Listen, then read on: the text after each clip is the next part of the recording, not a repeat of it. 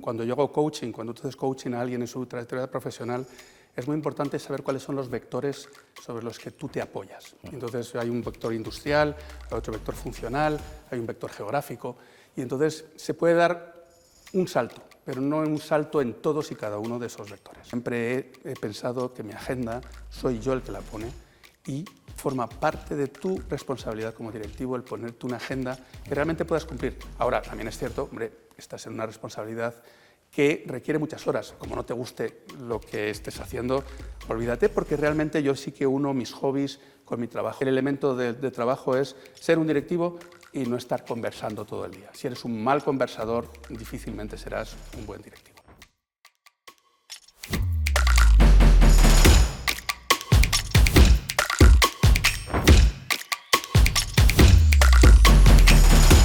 Ya sabes que en Top Talks te acerco a los mejores empresarios de los mejores directivos de toda España. No solo eso, sino que además ellos mismos te van a contar el éxito de todas sus carreras profesionales y vas a aprender mucho, entre otras muchas cosas, pues en qué buscan en los candidatos que quieren incorporarse las compañías que ellos mismos dirigen. Hoy tengo como invitado a una persona que la verdad es que puedo decir que cada vez que hablo con él aprendo una cosa nueva. Si te hago una breve descripción, un breve resumen de su trayectoria profesional, te digo que comenzó en consultoría estratégica, concretamente en Accenture, donde estuvo pues bastantes años recorriéndose muchos países por el mundo. Pasó a ser un directivo de Cisco, de aquí ya a una de las o la mayor empresa tecnológica que tenemos aquí en España, que es Telefónica, donde asumió una alta dirección y ahora concretamente, pues desde el año 2017, es CEO de AENOR. Así que, bienvenido, Rafa. ¿Cómo estás? Vicente. Rafael García Meiro. Oye, encantado de estar contigo. Gracias por traerme aquí. Genial. Quería puntualizar una cosa que has dicho al principio. Has hablado de, estás trayendo a empresarios y directivos. Yo creo que los dos roles son muy importantes, pero son muy diferentes. Y te agradezco que me hayas descrito mi carrera profesional como directivo, pero yo soy un directivo profesional. Eso es lo que yo creo que soy. Y hay empresarios que son los que se están invirtiendo su dinero. Y tengo mucho respeto por los empresarios, pero incluso aquellos que estamos en una alta dirección, pues la verdad es que los que somos directivos y los empresarios son los que se juegan su propio dinero en la empresa, ¿no? Totalmente. Y además un día hablando tú y yo, creo que lo describiste perfectamente y creo que la gente que nos ve pues tiene que ser consciente de todo ello, que vimos como una carrera profesional muy coherente, ¿no? O sea, has sabido hacer paso a paso donde tenemos que ir, ¿no? Entonces, hay gente que se pierde mucho en sus carreras profesionales y me gustaría, pues oye, que te contases lógicamente esa coherencia de tu trayectoria profesional, que yo creo que es de admirar también, ¿no?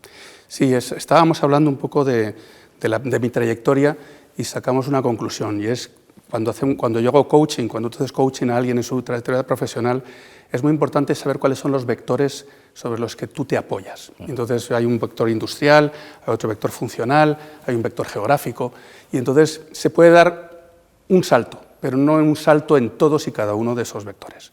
Yo por eso te cuento muy rápidamente la mía.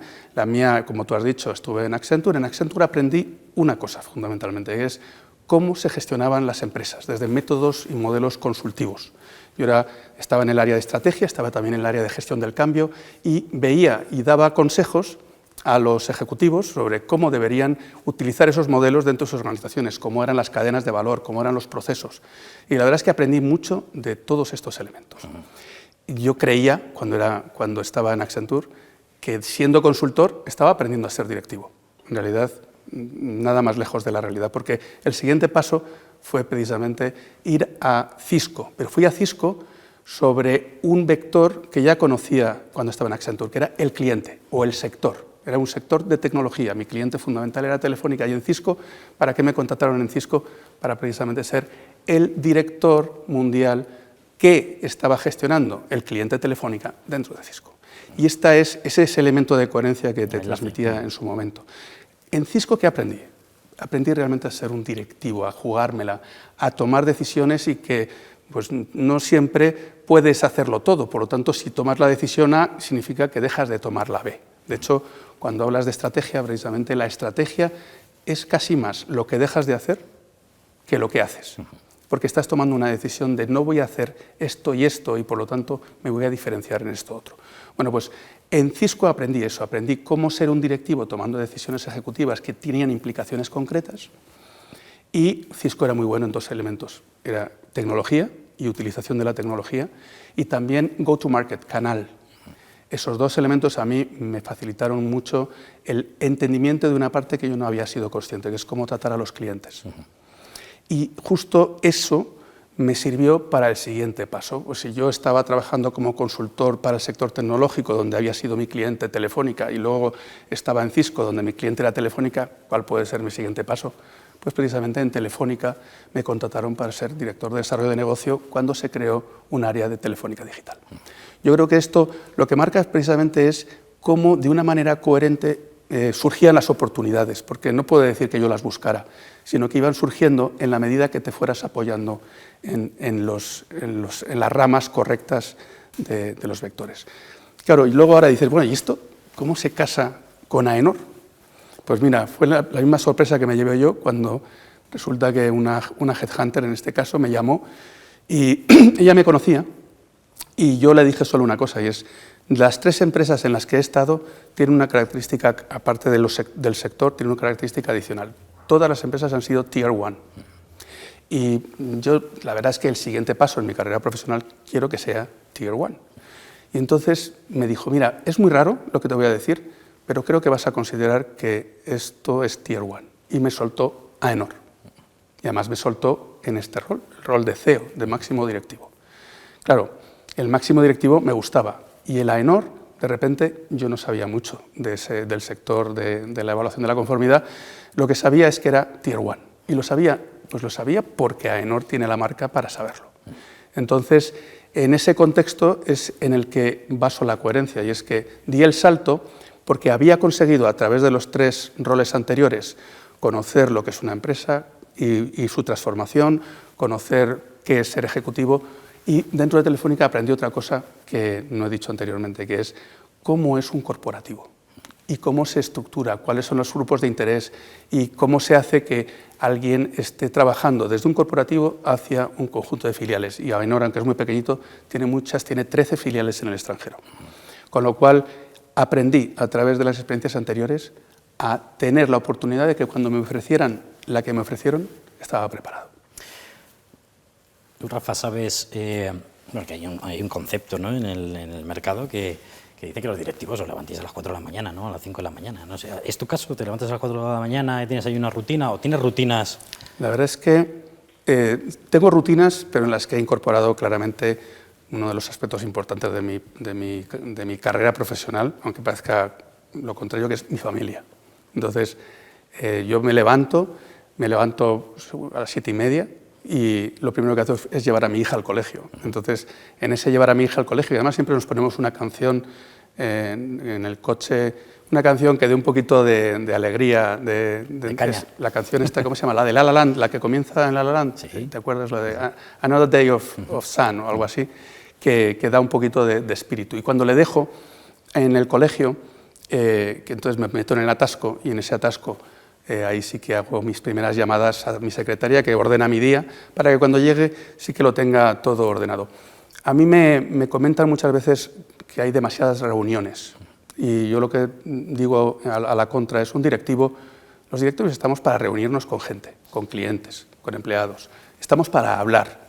O sea, el trabajo de un directivo es la conversación, y todo el que sea directivo y no esté conversando está haciendo alguna cosa equivocada, porque un directivo no es un individual contributor. Un directivo lo que está haciendo es coordinarse y está estableciendo conexiones, sinergias, y solo eso lo puedes hacer con personas. Por lo tanto, luego todo lo que hago alrededor del día son conexiones y, por supuesto, las comidas, mucho networking, y luego intento por las tardes, que eso también es una cosa que aprendí en el COVID, si puedo me vuelvo a casa, me pongo ropa de andar, y tengo las reuniones de por la tarde en la medida de lo posible. Mi secretaria pone reuniones que no necesite estar viendo presentaciones ni estar viendo nada, sino solo conversar.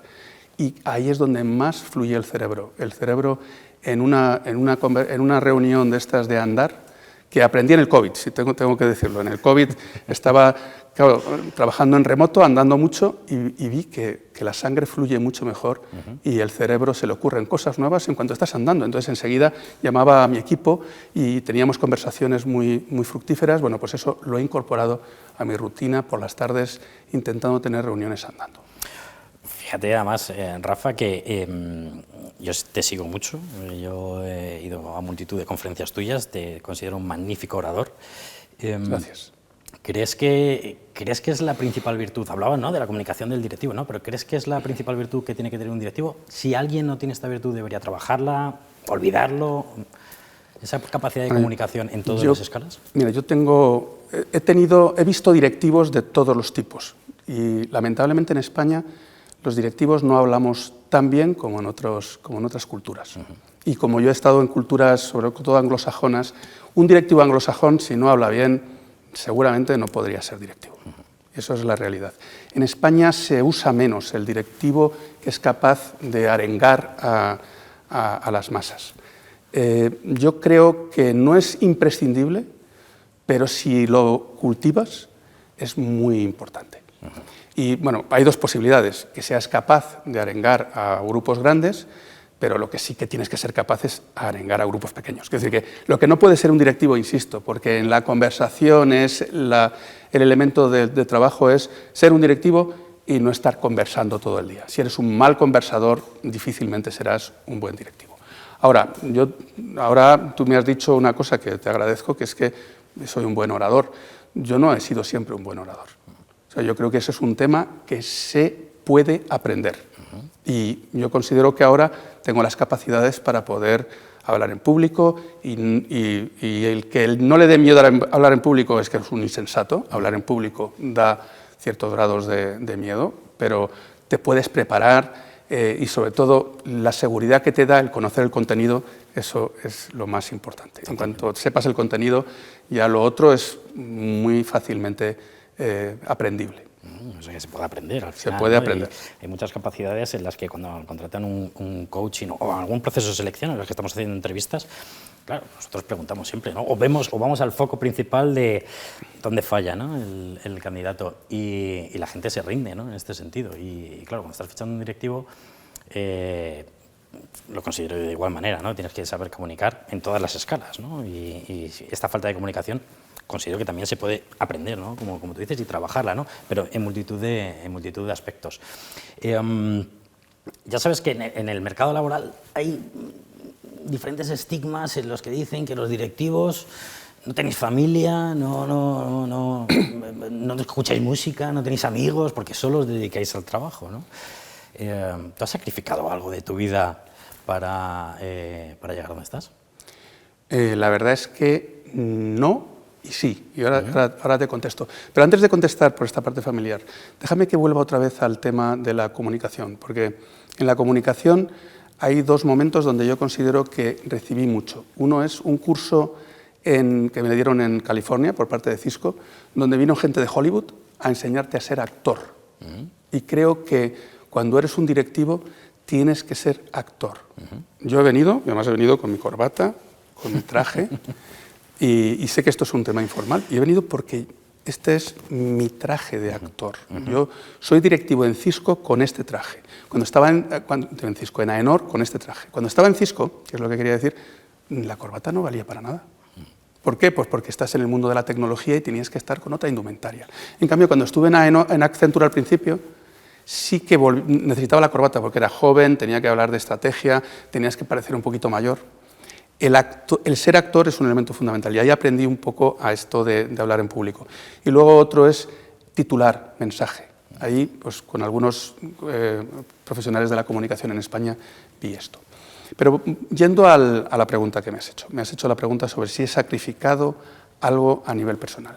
Mira, yo cuando era joven, cuando empecé y era consultor, pues la verdad es que algunas veces había temporadas que trabajaba 18 horas al día. Y ahí sí que estaba sacrificando, no sé si sacrificaba o no, era un tema que yo pensaba que era cultural. Y en un momento determinado, mi mujer con mucho criterio, yo tenía ya un hijo, me dijo, oye, Rafa, esto no está siendo muy muy lógico, ¿no? Y entonces yo pues, dije, tienes razón, y le eché la culpa, ¿a quién? A la cultura de la compañía. Y bueno, resulta que por circunstancias cambié de compañía. Me fui a Cisco. ¿Sabes cuántas horas trabajaba yo en Cisco al principio? 26. 18 horas. Entonces, claro, ahí es donde te das cuenta que es un tema personal. Y ahí es donde me di cuenta de que necesitaba un coach. Y de hecho me tomé el cambiar el modelo como si fuera un objetivo de trabajo. Que entonces me puse unos objetivos, oye, tengo que estar con mis hijos tantos días, tantas horas, tanto tiempo, tengo que tener tiempo de ocio con los amigos, y eso también es importante. Y en la medida que tú quieras, puedes. Y no hay desde entonces, pues siempre he pensado que mi agenda soy yo el que la pone y forma parte de tu responsabilidad como directivo el ponerte una agenda que realmente puedas cumplir. Ahora, también es cierto, hombre, estás en una responsabilidad que requiere muchas horas. Como no te guste lo que estés haciendo, olvídate, porque realmente yo sí que uno mis hobbies con mi trabajo de una manera bastante directa. Rafa, todos los profesionales durante su trayectoria profesional, digamos que tienen un punto de inflexión que les hace tener la opción de continuar o no continuar, ¿no? Y de seguir hacia sus objetivos y sus metas, ¿no? ¿Tú has tenido puntos clave que digas, oye, a partir de aquí es cuando yo he decidido continuar y seguir mi carrera profesional? Yo he tenido dos de esos en mi vida. Uno, te lo he explicado antes en una pregunta, cuando cambié desde Accenture a Cisco, que estaba movido en una parte por un tema personal, equivocado por mi parte, pero luego la verdad es que me sirvió para transformarme como persona. El otro, me voy a sincerar porque es un tema que es un poquito diferente, y es, yo cuando estaba en Telefónica pensaba que había llegado al tope de mi carrera profesional. Y lo pensaba honestamente, estaba entre los 150 directivos de Telefónica, un pedazo de empresa, con unas responsabilidades que dices, ¿dónde puede estar mejor?, con una buena remuneración, y de repente, por circunstancias de la vida, viene esta oportunidad de AENOR. Y en esta oportunidad de AENOR yo tuve que invertir. Tuve que invertir, de hecho, tuve que invertir, como siempre digo yo, cuando estás en AENOR tienes que invertir. Pero yo tuve que invertir personalmente con mi salario profesional. En ese momento, esta oportunidad que me llegó y que he comentado anteriormente, que tenía que ver con mis capacidades a lo largo de las 3 organizaciones que había estado anteriormente, fue un completo renacer. Es como el comienzo, como si hubiera sido... Es la primera vez que yo estaba al frente de una organización que tenía que transformar desde un modelo asociativo a un modelo mercantil de mercado, utilizando las capacidades consultivas y estratégicas, utilizando las capacidades directivas y creando una organización al estilo estructural de Telefónica. La verdad es que fue como si estuviera en una nueva carrera profesional. Y ese fue el punto último de mi carrera profesional, que estoy muy orgulloso de haber llegado ahí. Pero si me preguntas, ¿y cómo fue? ¿Por qué llegaste? Pues mira, llegué porque alguien con una buena intención de networking, sin ningún otro interés, sin ser una persona amigo mío de toda la vida, era una persona que era un alto ejecutivo tanto del mundo de telecomunicaciones como del mundo COE, se había fijado en mí y había dado mi nombre como un potencial candidato para esta circunstancia. Y yo no lo supe hasta después. De hecho, yo cuando lo supe fui a darle las gracias, pero decirle, la verdad es que eres mi ángel de la guarda. Bueno, pues yo creo que este ángel de la guarda, que yo le tengo mucho cariño y respeto, yo creo que esto es algo que en general el networking es importantísimo. En este networking bien entendido, en el cual te fijas en personas y das oportunidades y vas generando conexiones, un poco lo que hacéis vosotros también en el mundo profesional, parece que es importantísimo, porque allá donde veas talento es muy importante ponerlo en el sitio oportuno para que florezca. Estoy muy de acuerdo, y mayoritariamente las personas que se encierran dentro de las propias empresas y no tienen esta capacidad de networking, ¿no? Y cuando quieren salir al mercado laboral están totalmente perdidos. Pero te hablo de directores generales, muy consagrados en el mercado que al final necesitan de ayuda por ese mismo hecho, ¿no? De no conocer a las personas exactas, o bueno, no por interés, sino al final para coger o conseguir otro proyecto. Pero has dicho una cosa muy interesante que estoy muy de acuerdo contigo, y es el hecho de la parte salarial. Y soy de las personas que también piensan que debes sacrificar en ciertos aspectos y muchas ocasiones salario por proyecto, ¿no? Y me lo encuentro con muchas compañías, y al revés, me lo encuentro con muchas personas. Y prácticamente diría que las personas que solo se cambian por salario en muchas ocasiones se equivocan, porque solo se fijan en el salario. Joder, han incrementado un 30% y ahora gano no sé cuánto tal. Y se fijan poco en el proyecto, ¿no? Y al revés. O sea, para mí debería ser al revés. Fíjate en el proyecto y hablaremos un poco del salario. No queremos que pierdas, ¿no? Ni mucho menos. Pero creo que es importante siempre valorar el proyecto para dar un impulso a tu carrera profesional antes que la parte salarial. O sea, que ahí en ese caso estoy muy de acuerdo contigo. Si también fue una decisión en este sentido lo que comentaste tú, y por lo que te sientes, oye, pues ese renacer que me decías, creo que vamos, un siguiente paso pues seguirá siendo en la evolución del posible proyecto. O sea que...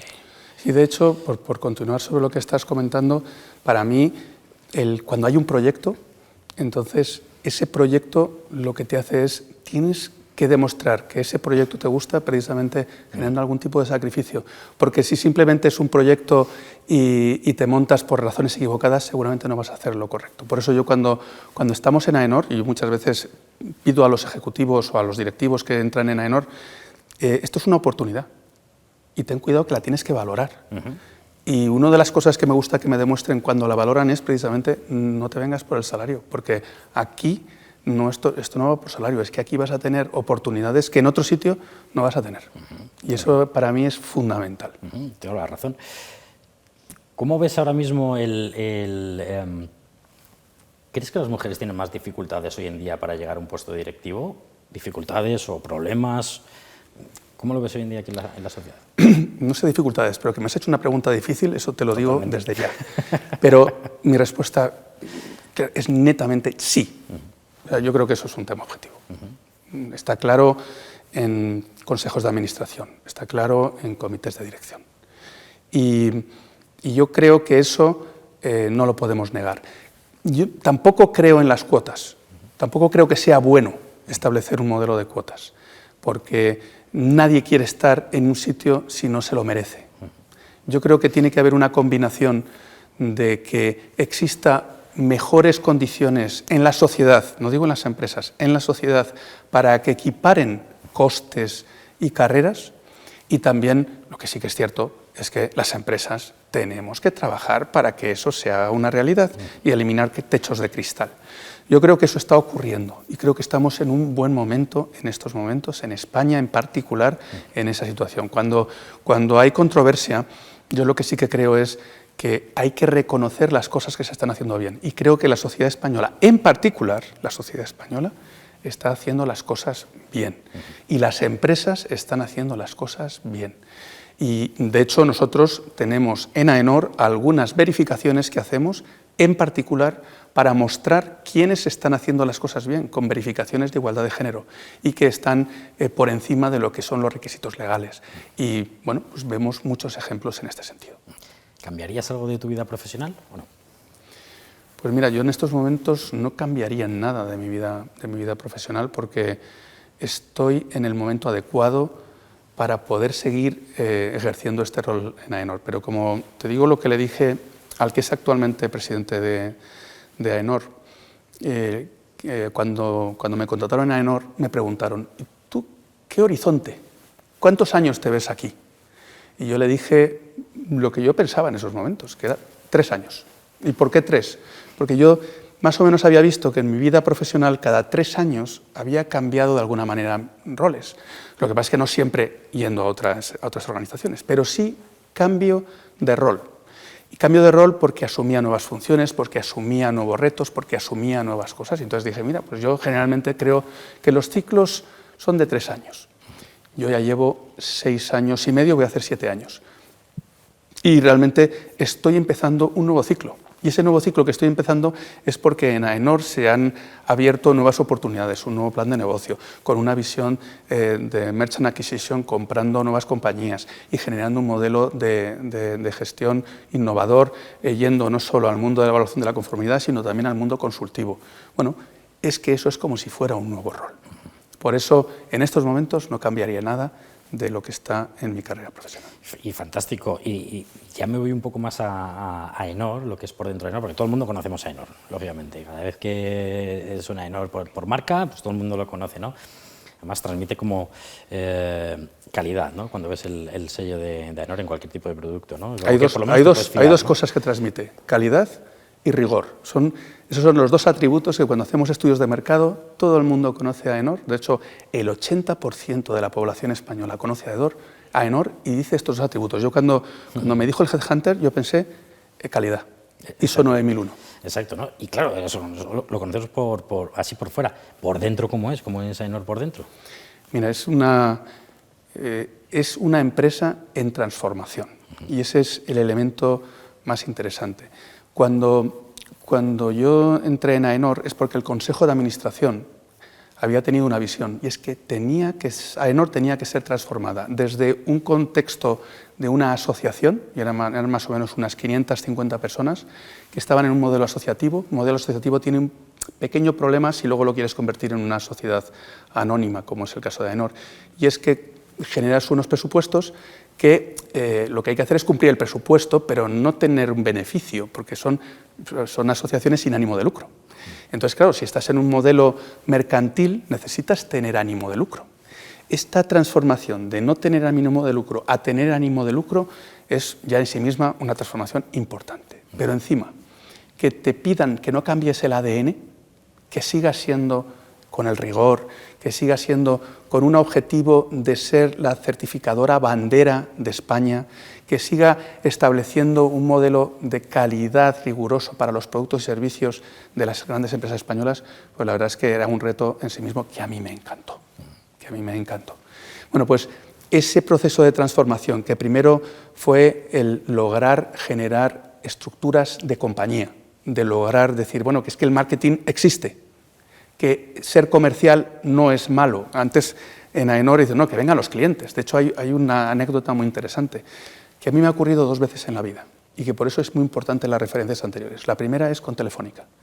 Yo entré a trabajar alrededor de Telefónica con Accenture cuando Telefónica en su base de datos tenía el concepto abonado, no el de cliente.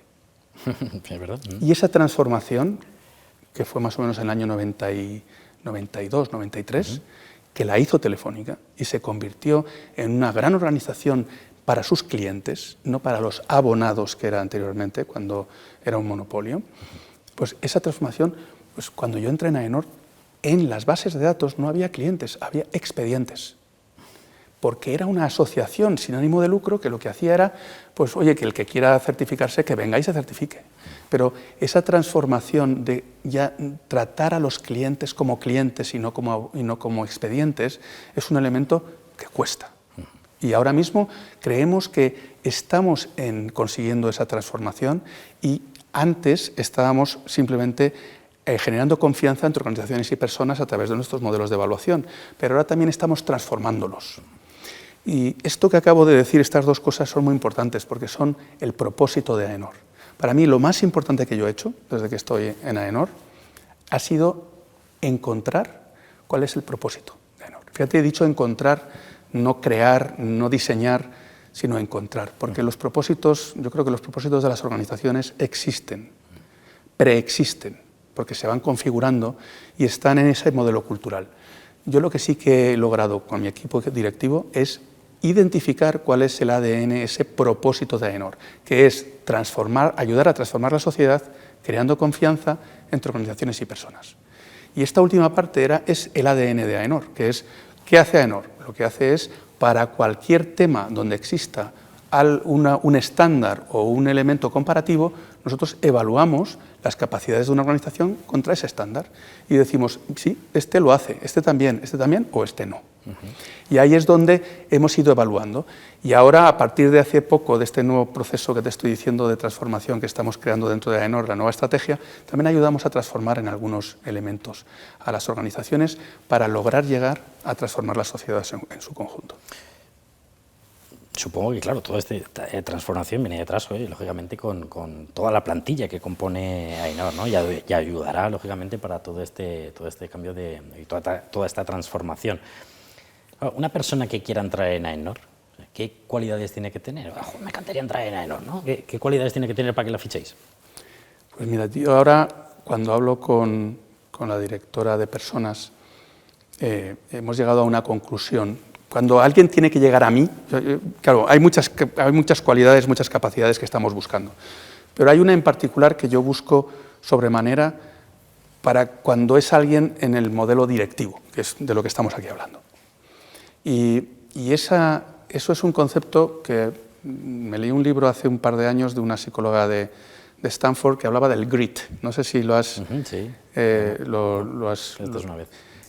¿Tú cómo lo traduces? Así, el grit. Es difícil. Bueno, al final yo lo logré traducir en dos conceptos, que es que tenga automotivación y que tenga perseverancia. Vale. Esos dos conceptos para mí son importantes. ¿Cuándo estás en un modelo directivo? Porque dices, no, es que un directivo tenemos que crear un modelo que la organización motive. Bueno, vale. Estoy de acuerdo cuando estás hablando en general de toda la organización, pero cuando estás hablando del nicho directivo, si el directivo no viene motivado de casa, es decir, no tenga una automotivación intrínseca, que sea capaz de moverse hacia un foco concreto, la verdad es que entonces no podrá tirar de los demás. Tienes que ser capaz de automotivarte. También hay otro elemento importantísimo para que sea capaz de automotivarse alguien, y es que cuando estás sobre todo en la cúpula de la organización, no puedes escuchar los cantos de sirena del que te alaba o el que no te alaba. Si tú no tienes claro por dónde tirar y no tienes tu propio criterio de cuándo lo estás haciendo bien y cuándo lo estás haciendo mal, independientemente de que de repente lo haces mal y alguien te está alabando, pues a lo mejor no deberías escuchar ese canto de sirena o viceversa. Tú sabes que lo estás haciendo bien, pero estás encontrando resistencias. No tienes que escuchar eso porque realmente tu automotivación es fundamental. Y luego, si de repente te paras ante el problema y te echas para atrás, es decir, no tienes perseverancia, entonces no vas a implantar las cosas.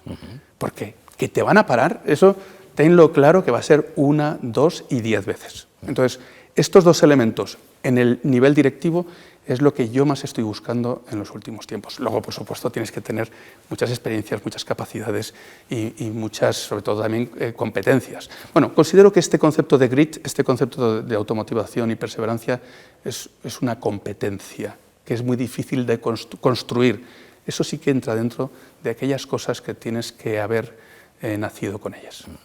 Y hablando ahora del perfil más junior que quiera optar a vuestra compañía, también tenéis colaboraciones con universidades que os acerquen ese talento para que se pueda desarrollar dentro de AENOR. Para mí el elemento de atracción hacia ese grupo es precisamente el propósito. Es decir, si alguien ve el propósito de AENOR, que es transformar la sociedad. Yo quiero transformar la sociedad, y además que ese modelo de transformación es creando confianza entre organizaciones y personas, verificando que las cosas realmente se están haciendo como dicen las organizaciones que se están haciendo y que eso es el elemento que si te motiva ese propósito, nosotros somos la empresa adecuada para ti.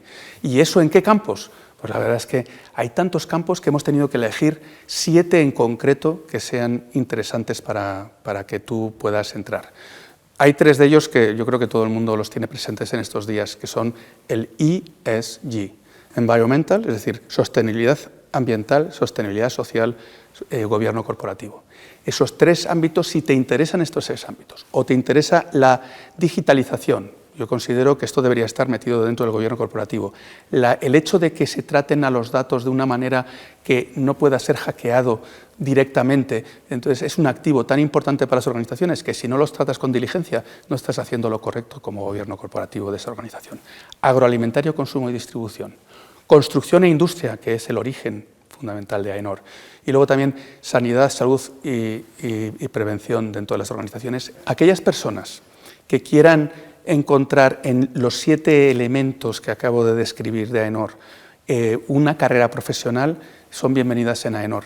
Si os dais cuenta, generalmente lo que nos van a pedir las organizaciones es, dentro de estos 7 elementos, evaluaciones relacionadas con los valores de la sociedad. He hablado de la construcción. Bueno, pues construcción sostenible es uno de los conceptos que ahora mismo están en boga, porque no vale solo con decir que un edificio es sostenible porque pones placas solares. Si tú haces una visión holística de la sostenibilidad y no metes dentro de las placas de que un edificio es energéticamente sostenible, pero las placas solares han sido construidas con niños esclavos en un lugar que no es el correcto y que además no utiliza los modelos de gobierno correctos, pues entonces no me digas que es sostenible. Por lo tanto, estamos reinventando los valores con los cuales esta sociedad, y además esta sociedad occidental en la que gracias a Dios estamos, que es la sociedad europea, donde estos valores de la sostenibilidad están en boga.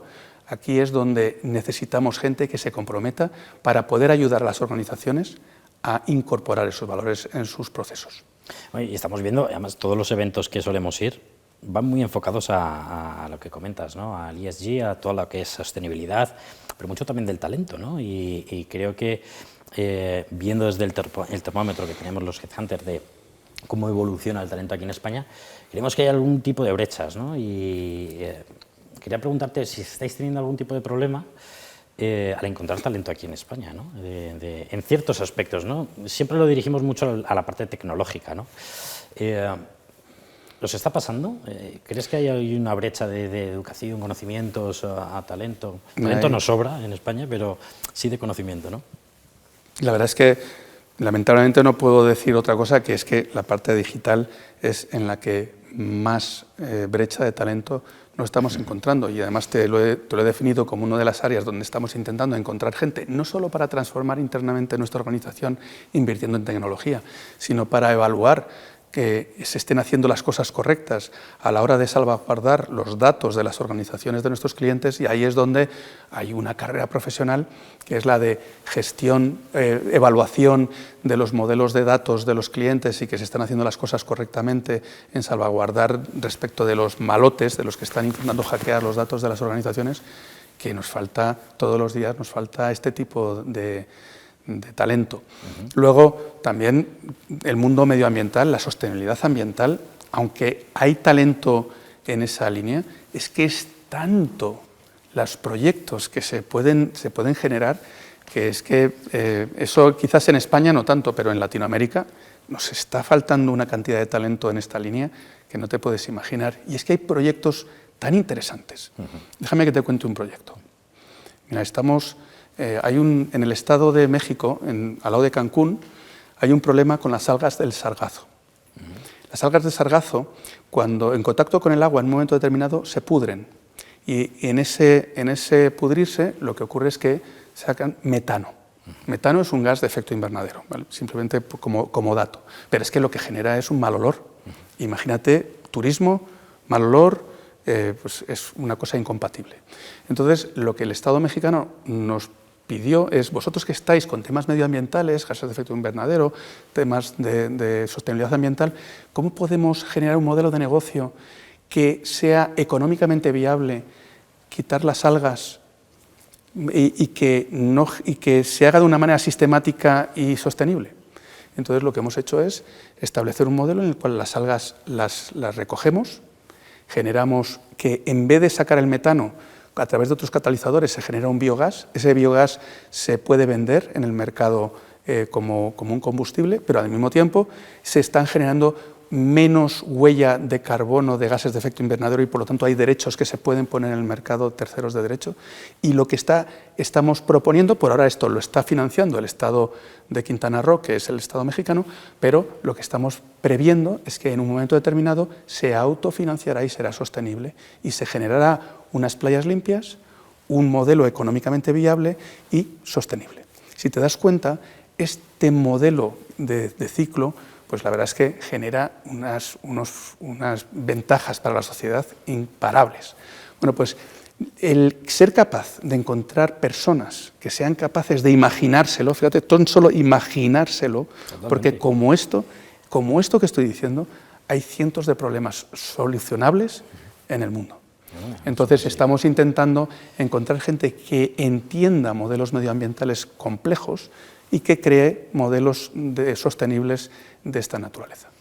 Es súper interesante.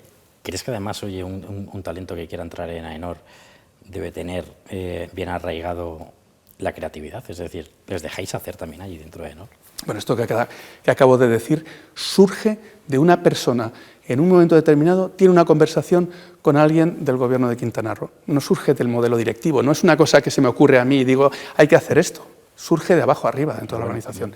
Y si no surgiera, es que entonces no podríamos hacer nuestro trabajo. Por eso, la creatividad en cada una de las personas, yo lo que les pido es imaginaros, cuando tenéis a un cliente delante, es qué problema tiene, señor cliente, que yo voy a ver si con las capacidades que hay en mi organización logro darte una solución.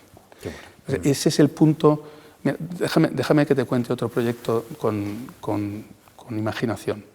Una de las capacidades que acabamos de incorporar en AENOR hace poco, en una de las compras de compañía que hemos hecho, es un proyecto que se llama SIA, que es, al final son servicios de inspección avanzada.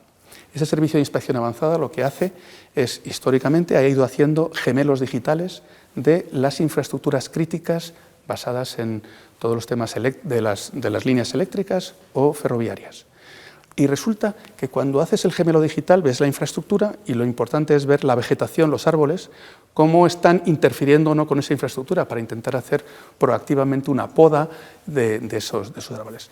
Pues a alguien se le ocurrió, oye, ¿no podemos hacer una verificación de si se está creciendo o no en la masa forestal para poder, al mismo tiempo que se hace esta poda, que se está generando una infraestructura, una masa forestal creciente y no se está destruyendo la masa? Porque una de las soluciones es, oye, cárgate toda la masa forestal, pero eso va contra el medio ambiente. Bueno, pues esto también es uno de los elementos que surge dentro de los proyectos, pero eso solo puede surgir si existe imaginación al poder, porque si simplemente haces tu trabajo y haces el gemelo digital y no se te ocurre qué otras cosas pueden surgir, bueno, pues este es un valor añadido que le vamos a dar a nuestros clientes. Y es, no solo te voy a hacer poda proactiva, sino, ¿quieres que verifiquemos si esta vegetación en tu infraestructura crítica está creciendo y así estás pudiendo demostrar a la sociedad, yo no solo estoy generando una poda proactiva, estoy respetando toda la masa forestal alrededor de mi infraestructura crítica? Creo que ese es uno de los elementos que surge, insisto, de abajo arriba en nuestros equipos. Y la verdad es que me está encantando todo lo que me estás diciendo. Te veo, Rafa, imparable, AENOR imparable. O sea, ¿dónde lo quieres llevar? ¿Dónde pones el ojo? El ojo está en transformar la sociedad. Fíjate, y además te lo dice alguien que cree que la sociedad no es un ente en sí mismo, sino un conjunto de diferentes individuos, que lo que es necesario es que haya una masa crítica de individuos que asuman las buenas prácticas. Bueno, pues realmente lo que queremos es que exista una masa grande de organizaciones y de individuos que estén queriendo transformar la sociedad en aquello que la sociedad quiera ser transformada. Tampoco queremos llevarlo a algún sitio extraño, sino estamos pidiéndole a la sociedad dónde quieres ir y nosotros intentar generar modelos transformadores y verificadores que den lugar a que se está yendo hacia allí de verdad. Porque lo que sí que me da mucha pena es cuando alguien está haciendo marketing sobre algo que no es cierto. Y eso, que en estos momentos que estamos con las fake news, pues es algo que sí que fastidia, ¿no? Porque lo que haces es desvirtúas la realidad. Bueno, pues lo bueno es cuando realmente se hacen las cosas bien, se muestra para que alguien lo siga. Bueno, pues eso es lo que intentamos hacer nosotros. Fantástico. ¿Crees que, no sé si podrías darle un consejo a algún directivo que quiera crecer en su carrera profesional, ¿no? Entonces, yo cada vez que hablo contigo, cada vez que hablo con cualquier directivo, ellos tienen muy claro 3 o 4 conceptos, ¿no? Y creo que no llega bien a todo el mercado laboral, ¿no? Pero los que estáis ahí en ciertos aspectos de dirección, tenéis el foco puesto en 3 o 4 aspectos, ¿no? ¿Qué consejos les podrías dar para que puedan crecer como directivos? Yo esto se lo digo a mi hijo. Mi hijo está en esta posición de que acaba de salir de la universidad y está en su primer trabajo. Y ahí todos cuando salimos nos creemos muy listos.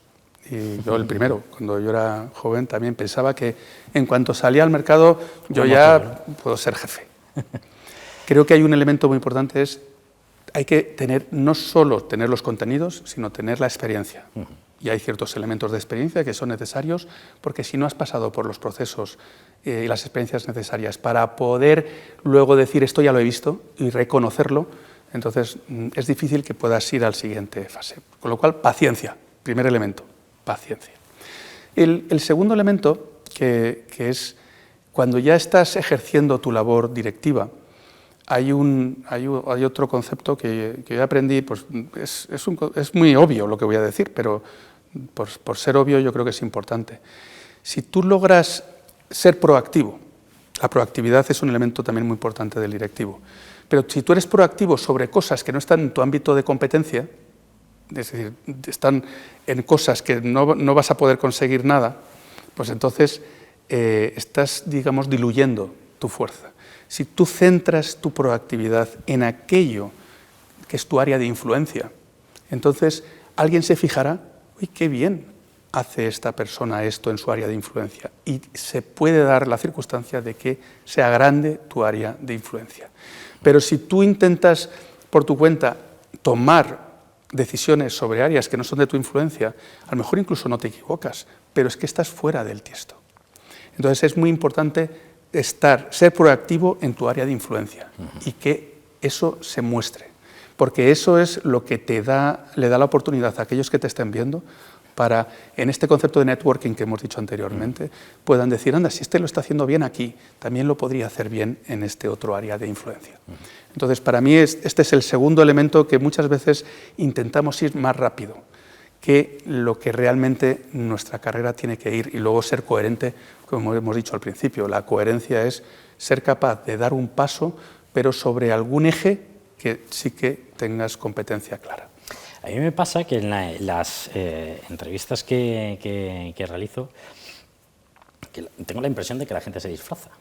Entonces, yo soy muy hablando de la proactividad de la gente que sea natural, ¿no? Y oye, pues podrás cuadrar en esta organización o no podrás cuadrar en esta organización, pero sé tú, sé natural, porque en definitiva va a haber un fallo en cualquiera de los dos lados, ¿no? Al final la empresa no vas a cuadrar o tú no vas a cuadrar con la empresa, ¿no? Tú eres más del hecho de que una persona sea natural. Lógicamente, oye, tienes que guardar tu profesionalidad, ¿no? Pero ¿abogas más por la naturalidad, por ejemplo, en un proceso de selección, que la gente siempre duda en todo esto? Te tengo que decir que no lo sé, porque las dos cosas me parecen importantes. Primero estamos ejerciendo un rol, y ese rol no es natural. El que yo te diga, yo soy CEO. Soy CEO, tengo determinadas responsabilidades, represento una compañía. Yo hay ciertas ideas personales que yo aquí no te puedo decir, porque estoy representando una compañía. Y por mucho que me estés diciendo, Rafa, aquí siéntate como tú, como si fueras tú, Rafa, el Rafa que está en casa. No puedo, porque estoy aquí como CEO de AENOR. Y como CEO de AENOR tengo ciertos límites, y lo que yo opine de puertas adentro no es importante. Una cosa es esa, y otra cosa es que como CEO de AENOR yo puedo estar diciendo cosas que no me creo, ¿vale? Ahí es cuando se nota. O sea, dentro de que sí que hay que ejercer un rol, y que ese rol hay que ejercerlo. Yo algunas veces le digo a mi equipo, y tengo que reconocerlo, y además mucha gente no le gusta lo que voy a decir, que es fake it until you make it. Que es, oye, pues, si no te crees tu rol, fíngelo durante un tiempo a ver si te lo crees. Y luego pues ya hablamos, ¿vale? Pero eso es para meterte dentro del rol. Pero luego ya cuando estás en el rol durante un tiempo, si no te lo crees, se nota. Por lo tanto, no, tienes que llegar a creértelo. Si no te crees los conceptos que transmites, estás realmente muy equivocado, y lo que harías muy bien tú es en salirte de ese rol. Pero es un rol. No dejar ese un rol. Y esto también es muy importante, porque es que no me hace ni más ni menos importante que de ninguna de las personas que están en mi organización. El ser CEO no me hace más ni menos importante. Yo te lo digo además en una organización como la que yo tengo en AENOR, donde me encuentro. Yo venía del mundo de la consultoría, ya os he dicho anteriormente. Bueno, pues aquí está el mundo de la auditoría. ¿Sabéis? La diferencia entre la consultoría y la auditoría hay un elemento muy importante. El auditor, tener un grupo de auditores es como tener un club de tenis. En cambio, tener un grupo de consultores es tener equipos de fútbol. El club de tenis significa que el tenista hace todas las cosas necesarias para hacer el partido, una persona. Es decir, cada uno de los auditores tiene todas las competencias necesarias en sí mismas. En cambio, un equipo consultivo lo que puede es crear diferentes capacidades. Bueno, pues esto es muy diferente gestionar una cosa o gestionar otra. Y yo encuentro que hay algunos auditores de AENOR que son pedazo de profesionales. ¿Y cómo puedo decir yo soy más, menos, igual, mayor, menor? ¿No? Cada uno juega su rol, insisto. Esto es un juego de roles. La diferencia está en que yo soy people manager, yo gestiono equipos dentro de la propia organización y tengo el rol de CEO, igual, y tengo directivos que tienen sus propios roles y luego hay personas que son individual contributors y que pueden ser fantásticos. Bueno, pues aquí lo que sí que es cierto es que seas people manager, seas individual contributor, seas lo que sea, sí que es cierto que al cabo de un tiempo, primero te lo tienes que creer y si al principio no te lo crees, lo puedes fingir, pero no lo vas a fingir durante mucho tiempo. Si luego no te lo crees, entonces mejor cambia a otro rol. Hablando de la naturalidad, si ahora mismo te quito la corbata, quitamos el traje, quitamos esta coraza de CEO de Rafael García Meiro, el CEO de AENOR, ¿Rafa tiene alguna pasión? ¿Tiene algún hobby? Bueno, primero, pasión sí que tengo, pero y va a resultar también muy normal, que es mi familia. O sea, yo soy una persona muy familiar y tengo una vocación familiar clarísima. Eso es lo primero. Y es cierto, es así. De hecho, me gasto el dinero en mi familia, en el sentido de que mis inversiones son cada una de las carreras de mis hijos desde el punto de vista personal. Pero, y fuera de eso, ya dices, bueno, y fuera de eso, que es muy típico decir que es tu familia, vale. Fuera de eso a mí me gusta mucho la lectura, sobre todo la lectura filosófica. Y es una cosa que cuando era joven, pues siempre me ha gustado un poco temas así más trascendentales, pero últimamente tengo esta cruzada de intentar leer a los clásicos duros. Estoy hablando de Heidegger, de Wittgenstein, que ya tan solo leerte el Tractatus Lógico-Filosóficos de Wittgenstein me ha costado un año. Y es un librito así pequeño, pero que cada una de las páginas la tienes que leer, tienes que ver qué es lo que quería decir y tienes que entender el contexto. Y eso es una de las últimas cosas que me está entreteniendo mucho. Pero, como te he dicho anteriormente, tus hobbies, cuando estás en un rol como el mío, tienen que estar de alguna manera relacionados con tu trabajo. Y de hecho lo que intento sacar de las lecturas filosóficas es mucha correlación con lo que hago en mi trabajo. Yo te digo, lo que me estoy leyendo ahora es un libro de Hayek, que es Legislación, Normas y Libertad, de Hayek, y en particular habla del orden espontáneo. Y el orden espontáneo son los sistemas yo inmediatamente lo relaciono con los sistemas de gestión de AENOR. Y realmente me sirve para ordenar el orden espontáneo de lo que son órdenes de modelos constructivistas que también aparecen en el libro. Lo que quiero decir es, sí, pues mi tendencia obsesiva con la construcción que estoy teniendo de AENOR me llevan a que temas hobbies como es la lectura que estoy viendo últimamente me llevan siempre a intentar ponerlo en relación, porque no puedo establecer compartimentos completamente estancos. Te encanta la música, además. Me gusta, mira, no es tan cierto, me gusta la música vicariamente. Mi hijo, mi segundo hijo, pues salió melómano y le gusta mucho tocar el contrabajo, tocar el bajo eléctrico, está estudiando música. Y él es el que me ha introducido en la música. A mí siempre me ha gustado la música clásica, pero también la música contemporánea, pero él es el que me está llevando al mundo de la música desde un punto de vista más de entender los modelos de música clásica, entender las diferentes tendencias, las temáticas, y desde entonces, desde que mi hijo me está formando, pues la verdad es que sí que me gusta pues, tanto la ópera como la música clásica, pero vamos, si luego me voy a una discoteca, pues yo soy no de la movida, pero vamos, el otro día 1000 campanas de Alaska y esa es mi generación, ¿no? Entonces, en diciembre tocaron los Hombres G. Yo fui, pues también están dentro de esas generaciones de la que me mueve a mí, un poco somos viejunos en ese sentido, pero la verdad es que como la música de aquella época en España no tengo ninguna otra. Pero también es cierto que en mi casa, a mí en mi casa no me dejan escuchar música española porque tengo una familia muy multinacional, mi mujer es de Estados Unidos, mis hijos son todos así muy de o música clásica o música estadounidense, entonces me cuesta ver que la música de la movida, que es la que a mí me gustaba. ¿Un día perfecto para ti cómo es? Un día perfecto es un día en el que hago algo de deporte, y si estoy en casa, o sea, si es un día que no es de trabajo, estoy leyendo. Y como o ceno con mi familia y mis hijos. Ese sería mi día perfecto. ¿Un personaje histórico con el que cenarías o comerías? Pues aquí yo no soy muy mitómano, pero si tuviera que decidir uno, yo sería Jesucristo. Me acabas de dejar... ¿Por qué? Para mí es el único personaje histórico de verdad con el que me gustaría cenar, porque siendo un personaje histórico real, pues me gustaría verlo. No, sería fantástico, ¿no? Me acabas de dejar alucinado también, ¿no? De cuántas cosas se aprendería, ¿no? de la historia en millones de aspectos, ¿no? Ten en cuenta que nuestra cultura judeo-cristiana está...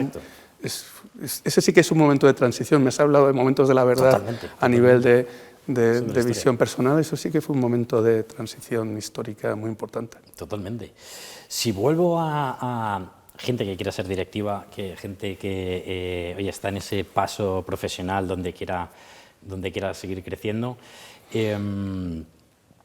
¿qué cualidades tienen que tener? O sea, pero exactas, ¿no? Es decir, oye, pues es que si tú no tienes estas cualidades, hablábamos antes de la comunicación, ¿no? Pero me queda ahí un poco que me falta. Si eres un directivo, tienes que ser capaz de liderar y gestionar personas. O sea, para mí ese es el elemento clave. Es decir, yo te veo y lo primero que te voy a decir es, pero ¿tú a cuántas personas has liderado? Vale. Y dame un ejemplo de exactamente en qué les has liderado. ¿Pero lo has hecho tú o has hecho que lo hagan?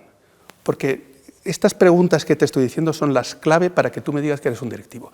Porque tú puedes ser muy bueno haciendo cosas tú, pero ya sabes, está el principio de Peters, ¿no? Que es, oye, venga, lo malo es que te ascienden y llegas a tu principio de incompetencia. Y es, ahora ya no lo haces tú, ahora tienes que lograr que otros lo hagan. Y además un directivo generalmente lo que hace es lograr que otros hagan que otros hagan. Ya son terceras y cuartas derivadas de que otros hagan. Entonces, este es para mí el elemento clave. Si eres un directivo, eres un people manager y por lo tanto tienes que tener algún tipo de demostración en tus capacidades futuras o en tus capacidades pasadas, futuras porque a lo mejor todavía no lo has sido, pero ves potencial, o que lo has demostrado para que yo pueda confiar que tú eres un directivo. Si no, serás un excelente individual contributor. Y para mí estos dos elementos son binarios. O eres individual contributor y puedas ver gente buenísima que es individual contributor y llegar muy alto siendo un individual contributor. O sea, un premio Nobel es un individual contributor, muchas veces. Exacto, sí. No hay ningún problema por ser individual contributor. Pero si eres un directivo, eres un people manager. Y bueno, no solo eres un people manager, empiezas siendo un people manager y luego tienes que ir tomando esas decisiones que he dicho antes, que también son muy importantes con los modelos que has podido ver anteriormente y tomar la decisión de qué es lo que haces y qué, sobre todo, y qué es lo que no haces, pero partiendo de ser people manager. ¿Qué nos pasa a los españoles con el síndrome del impostor? Bueno, yo no creo que sea de los españoles, yo creo que no hay nadie que no tenga síndrome del impostor. Antes me habías preguntado a las mujeres. Yo muchas veces hago coaching, y en particular hago coaching en un máster donde hay mujeres, y eso es lo que el año pasado lo hice. Y una de las cosas que me encuentro, precisamente, yo le digo a la persona con la que yo estaba haciendo coaching es, no te pienses que no estás preparada para lo que estás haciendo. Nadie que coge un rol nuevo está preparado. A mí cuando me dijeron, tú vas a ser CEO de Enanor, yo dije, estos tíos se han vuelto locos. Se han vuelto locos, pero si yo no he visto una ISO 9001 en mi vida. Y se han vuelto locos. Pero yo fingía en ese momento fingía, ¿te acuerdas lo que te he dicho? Fake it until you make it. En esos momentos tuve que fingir. Entonces, al principio, yo no conozco a nadie que no piense que no está capacitado, que no piense que está menos capacitado de lo que los demás piensan de él para poder darle una responsabilidad. Lo importante al principio es aprieta los dientes y al cabo de un tiempo es cierto, si no estás capacitado saldrá, pero si estás capacitado, entonces lo podrás hacer. Pero si desde el principio te eliminas toda posibilidad porque tú mismo te boicoteas a ti mismo, y ahí es donde aquí sí que encuentro que hay algunas mujeres en esa visión que se autoboicotean porque no sé si estoy preparada, hay más sinceridad. Y eso yo creo que al principio la sinceridad no es bueno. Tienes que darte una oportunidad antes de llegar a esa conclusión. Estoy de acuerdo, ¿eh? ¿Qué opinas ahora de las redes sociales? Has visto que está saliendo todo tipo de noticias, ¿no? En las redes sociales, de si son buenas, si son malas, si hay que incluirlas en nuestros hijos. ¿Qué opinas de toda esa evolución? ¿Hasta dónde vamos a llegar en este sentido? Bueno, yo creo que las redes sociales, a mí me gustan mucho las redes sociales desde el punto de vista profesional porque son un poquito inocuas, no hacen daño. Estoy hablando de redes profesionales que podemos utilizar nosotros a nivel profesional. Las redes privadas, mira, yo estoy empezando una cruzada porque la inteligencia artificial está generando en estos momentos la posibilidad de hacer falso la identidad de personas dentro de las redes sociales o no saber quién ha hecho qué. Entonces, uno de los elementos que en AENOR estamos pensando es cómo logramos dar verosimilitud a que una cosa ha sido desarrollada por alguien en vez de por una máquina, o por lo menos que se sepa que si ha sido desarrollado por una máquina no pasa nada, seguramente puede ser bueno, pero se tiene que diferenciar una cosa de la otra. Yo creo que tanto la inteligencia artificial como las redes sociales con la posibilidad de generar fake news que son altamente distribuidas, son en estos momentos una brecha de competitividad social muy clara. Y lo que tenemos que hacer es generar un orden espontáneo, como diría mi amigo Hayek en este libro que estoy leyendo, generar cuál es el orden, la institución, los elementos que pueden hacer que haya orden dentro de este caos cósmico. Bueno, pues eso yo creo que todavía no lo hemos logrado.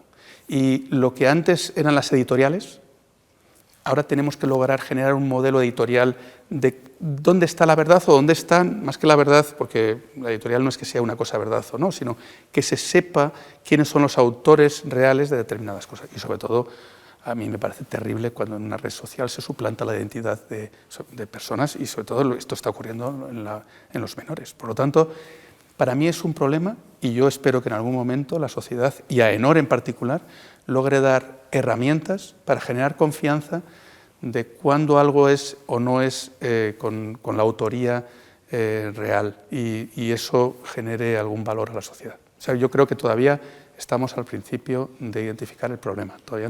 Yo no creo que esté ni siquiera identificado el problema. Creo lo mismo, además. Cuando me contrata alguien para un coaching, mayoritariamente, te hablo de todos niveles, directivos, no directivos, lo que sea, pero todo el mundo tiene el mismo miedo. Oye, ¿qué me van a preguntar, Vicente, en el proceso de selección? ¿No? Entonces, ¿tú tienes alguna pregunta estrella que no te falla nunca cuando estás participando en un proceso de selección? Pues si podemos ayudar a alguien, oye, que se le apunte, joder, pues Rafa, pregunta esto. Yo lo que pregunto es que me pongas un ejemplo concreto de en dónde has aportado más valor y dónde te has equivocado. Esas son las dos preguntas generalmente que no me fallan. Ahí puedo hacer otras, pero explícame en particular y por qué has aportado valor, y ahí es donde me voy a dar cuenta si has aportado valor como individual contributor o como people manager o como directivo. ¿Cuál es el valor que has aportado? Porque en el valor, en la aportación de valor, tú a lo mejor vas a decir una cosa que has hecho muy importante, pero que la has hecho tú. Si tú has hecho una cosa muy importante tú, ten en cuenta que si estás aspirando a un puesto directivo, yo no te voy a contratar por el papel tan bonito que hayas escrito o el libro que hayas escrito. Ese es el punto, y por eso ahí es uno de los puntos que yo pregunto. Y también pregunto por el fallo, porque realmente un directivo en España no está bien visto el fallar, pero en otros sitios está muy bien visto. Mira, ha habido tres empresas que las he hundido. Y ha sido por esto y por esto. y lo tienen a gala decirlo. El fallo, y no el decir, no, es que soy... Porque al fallo hay una respuesta tópica, que es trabajo demasiado, trabajo mucho, ¿sabes? Es que trabajo demasiado. Exacto. Y ese es mi fallo. No. ¿Dónde le has fallado que hayas realmente cometido un error de verdad? Y ese error, en la medida que ha habido un aprendizaje, es un elemento que es muy bueno, porque ese error no lo vas a volver a cometer. Bueno, si es que además yo no me creo nunca nada de esto, ¿no? Dime un error tuyo, un fracaso, porque además lo positivo de todo esto, siempre lo hablamos, es si has aprendido de ello, ¿no? Para no volver a cometerlo. Gente, yo no he fracasado en mi vida, yo así... Ya me hace dudar, ¿no? En el perfil profesional. Pero bueno, lo entiendo, porque al final todos los candidatos que quieren entrar en una empresa no quieren decir algún fallo, ¿no? Algún error. Y muchas veces me lo preguntan, joder, ¿qué tengo que decir aquí, Vicente, ¿no? En total naturalidad, oye, pero si ha sido algo constructivo lo que hayas aprendido, bien lo dices, creo que es algo encomiable, ¿no? En muchos de los directivos. Y además creo que todo el mundo hemos fallado en algún sitio, seguro, ¿no? Entonces yo animo también a la gente, ¿no? A contarlo, oye, mientras que haya sido constructivo, pues eso siempre es muy positivo.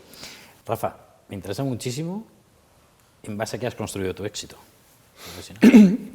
Primero, el éxito no es mi éxito, punto primero, porque el éxito se puede decir que sí que está en construcción.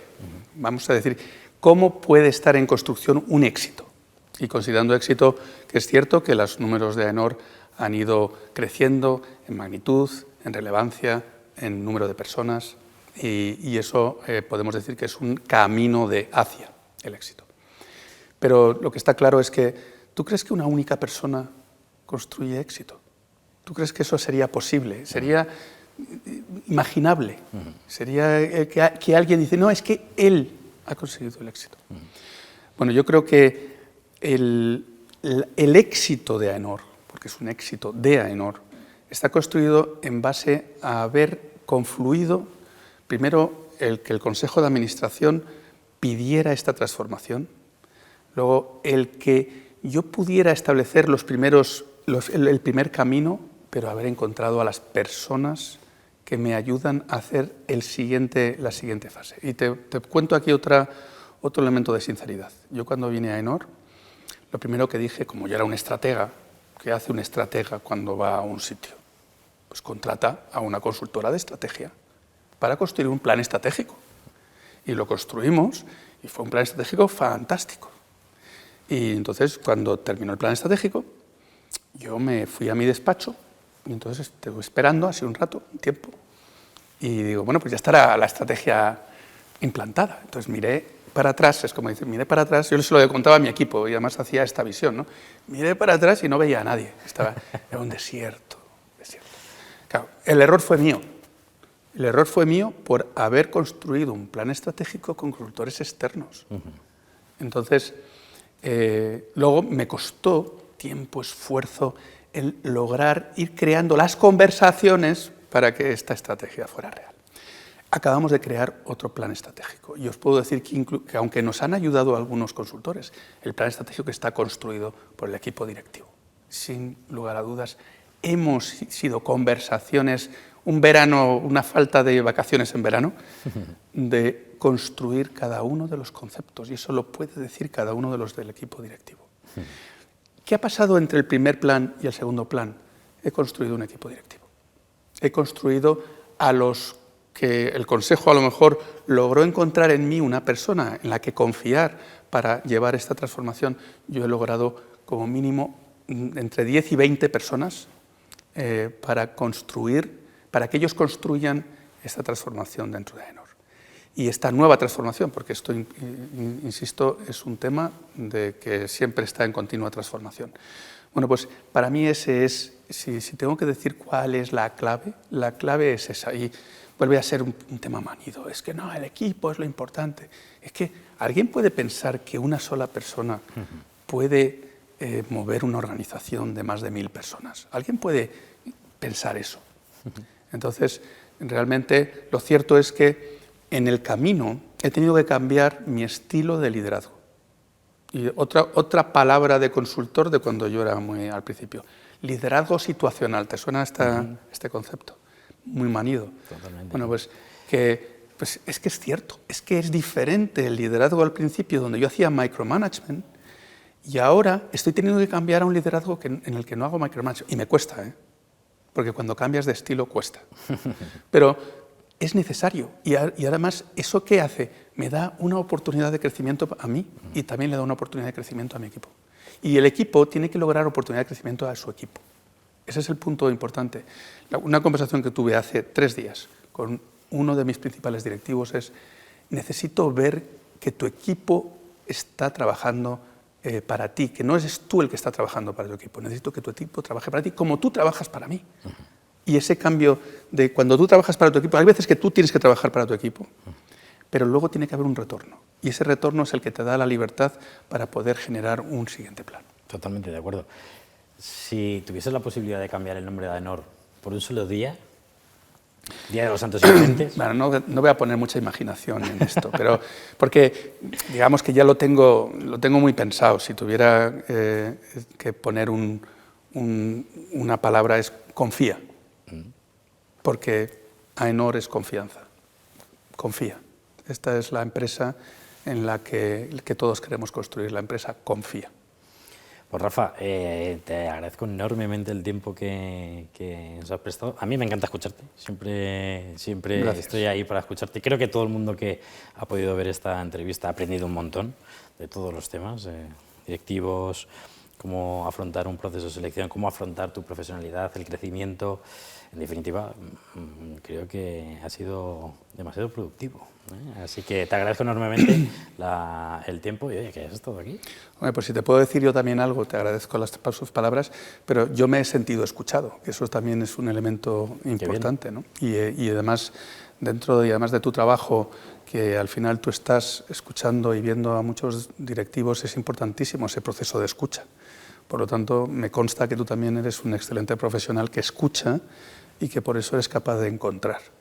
Te agradezco enormemente la palabra, Rafa. Muchísimas gracias, amigo. Gracias a ti.